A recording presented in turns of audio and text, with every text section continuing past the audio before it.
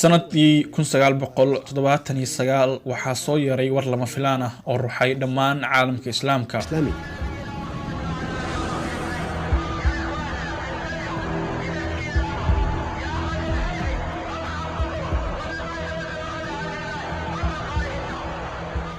wadaad salafi ah iyo rag taabacsan ayaa weeraray masjidka barakeysan ee xaramka Kacbada oo ah dhulka meesha ugu daahirsan ayaa noqotay meel uu dhiig ku daatay.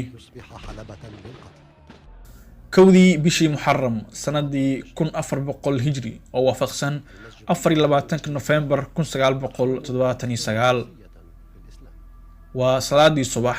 kumanaan xujay ah oo ka kala timid daafaha dunida ayaa sugaya aadaanka salaada.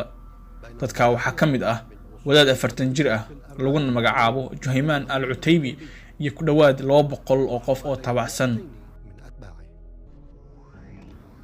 kadib markii laga baxay salaadii subax, Juhayman iyo raggiisii ayaa iska leexiyay imaamkii iyagoo la wareegay microphone-kii, waxayna daboolka ka qaadeen naxasho ay dhigeen bartamaha xaramka oo la moodayay inay ku jiraan meydad, balse waxaa ka buuxay hub iyo rasaas. Khalid al-Yami oo ka mid ah raggii la socday Juhayman ayaa meesha ka aqriyay khudbad uu ku sheegay in la gaaray waqtigii uu soo baxayay mahdigii uu nabigu sallallahu alayhi wa sallam noo sheegay.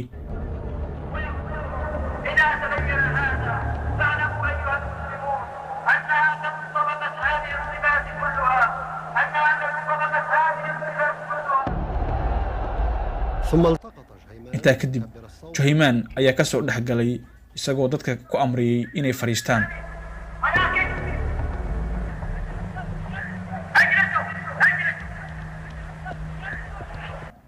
wuxuu sidoo kale ku amray raggiisii inay fuulaan barxadda kore ee xaramka inay toogtaan qof walba oo amar diida sameeya.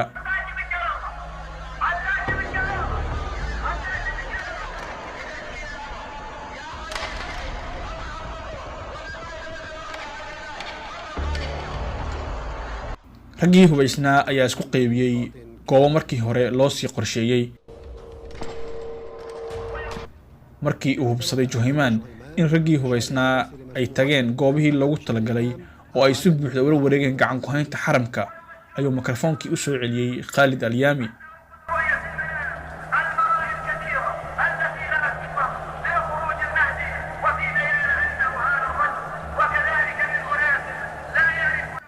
dadkii ayaa ka kala leexday wadada ayaana loo baneeyay ninka lagu sheegay mahdiga cusub, iyadoo shiishahanadu ay koreen minaaradaha masjidka.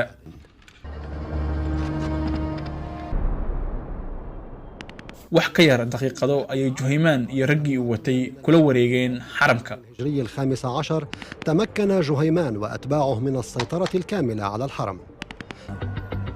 todobadii subaxnimo booliska Sacuudiga ayaa soo diray 2 gaari si ay u hubiyaan sida xaalku yahay. بالأمن لدى اجتيازهم markii ay soo dhaafeen albaabka hore ee xaramka ayaa rasaas ooda looga qaaday. الشرطة طوقا من حواجز التفتيش في محيط المسجد. booliska ayaa xiray wadooyinka soo gala xaramka بحرية قبل أن تدرك خطورة الوضع. boqor Khalid oo markaa xanuunsanaa ayaa u diray magaalada barakeysan ee Makka wasiirka difaaca Amir Sultan iyo wasiirka daaqiliga Amir Naif si ay u soo dhameeyaan dhibka xaramka ka soo yeeray. في انتظار تحقيق Juhayman iyo raggiisa ayaa ku kalsoonaa inay cidna hor istaagi karin mahdiga oo leh awoodo ka badan tan bini aadamka caadiga ah uu leeyahay, una dib u soo celin doono cadaalad iyo sinaan. سوف تعيد العالم بحسم إلى جدة الله. فانبرى شخص عرف به جهيمان على أنه المهدي. ninka ay mahdiga ku sheegeen ayaa lagu magacaabaa Muhammad bin Abdillahi al-Qahtani. والمدعو محمد بن عبد الله القحطاني. waxaa gebi ahaan la joojiyay isku socodka wadooyinka ku dhow xaramka, waxaana goobta soo gaaray gurmad ka yimi ciidamada qaranka oo difaac ka galay dawaqyada ka agdhow xaramka. الوطني وتمركزت فوق أسطح المباني القريبة. يحرم القرآن quraanka ayaa xarimaya in lagu dagaalamo xaramka ama dhiig lagu qabo. sida awgeed ciidamadu waxay u baahdeen fadwo u ogolaanaysa inay weeraraan xaramka. من المسجد الحرام. حاولت ciidamada ayaa isku dayay inay dhowr jeer qaab dhuumaalaysi ah ku soo galaan xaramka, balse ragga toogiqaanka ah ee saaran minaaradaha xaramka ayaa khasaare weyn gaarsiiyay dibna u celiyay. waxaa la damiyey korontada masjidka si aysan waxba u arag ragga saaran minaaradaha, balse midaasi ma shaqayn maxaa yeelay waxaa caawinayay iftiinka nalalka waaweyn ee suran wadooyinka. لمواقع الجنود على ضوء مصابيح قوية آتية من الشوارع. في صباح اليوم الثاني subaxnimadii maalinkii labaad diyaaradaha qumaatiga u kaca ee ciidamada Sacuudiga ayaa roondo joogteyn ah ku dul sameynayay masjidka. khasaaro badan ayaa ku soo gaaray ciidamada albaabka hore ee xaramka oo ay geli waayeen, waxaase laga maarmaan ahayd in si uun lagu jabiyo raggan la wareegay xaramka loogana saaro masjidka. على المسجد الحرام. waxaa loo baahday ciidamada ka soo booda diyaaradaha, waxayna ku soo daateen qaybta dambe ee dabaqa labaad.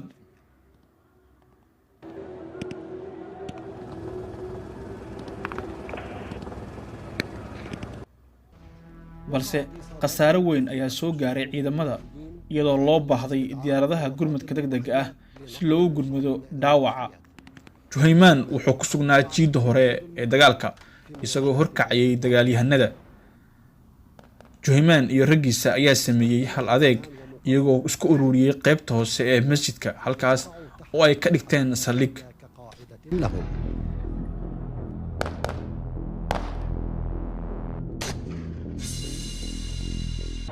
بعد 3 أيام kadib 3 maalmood oo ay socotay dood aad u culus, 30 wadaad ayaa soo saaray fadwo ogolaanaysa in la weeraro gudaha xaramka lagana xoreeyo ragga qabsaday, taas oo dowladda Sacuudiga u ogolaatay inay isticmaasho dhammaan waxa ay awood leedahay si meesha looga saaro ragga dhowrka maalin ka dagaalamaya xaramka dhexdiisa.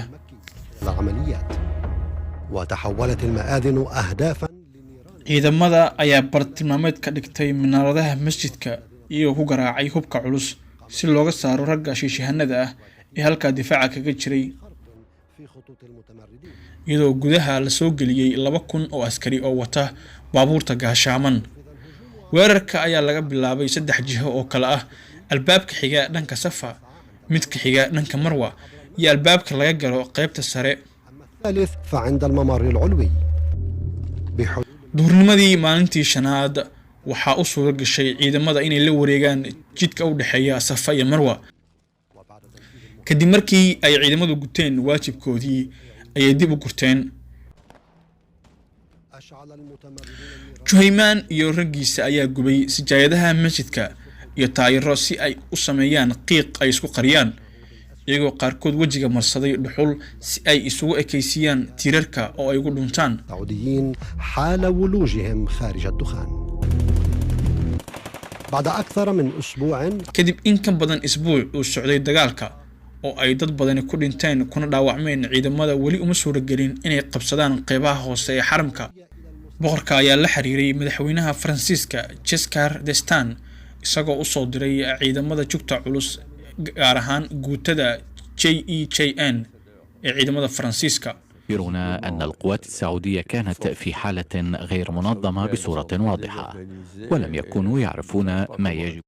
ciidamada Faransiiska ayaa xarun ka dhigtay xarun ay ciidamada cirku leeyihiin oo ku taala banaanka magaalada Makka, maadaama aysan ahayn muslimiin looma ogolaan inay galaan magaalada Makka. balse waxaa jira warar sheegaya in si qarsoodi ah loogu ogolaaday taliyayaal ka mid ah ciidamada Faransiiska inay gudaha u galaan xaramka barakaysan. ciidamada Faransiiska ayaa si ilo kac ah u isticmaalay gaas ay ku jiraan walxamaanka dooriya, taas oo ugu dambeyn soo gabagabaysay iska caabintii Juhaymaan iyo raggiisa. حقق استخدام الفرنسيين للغاز الغرض المرجو. dowladda Sacuudiga ayaa gacanta ku soo dhigtay Juhaymaan iyo intii ka hartay raggiisii iyagoo ku xiran qol ku yaala qaybta hoose ee masjidka. الطرف الجنوبي الغربي للملجأ. نقل جهيمان Juhaymaan ayaa la geeyey mid ka mid ah hoteelada ku yaala Makka si saxaafadda loogu soo bandhigo, iyadoo xukuumaddu ay shaacisay sawirka meyd lagu sheegay inuu yahay mahdigii been abuurka ahaa.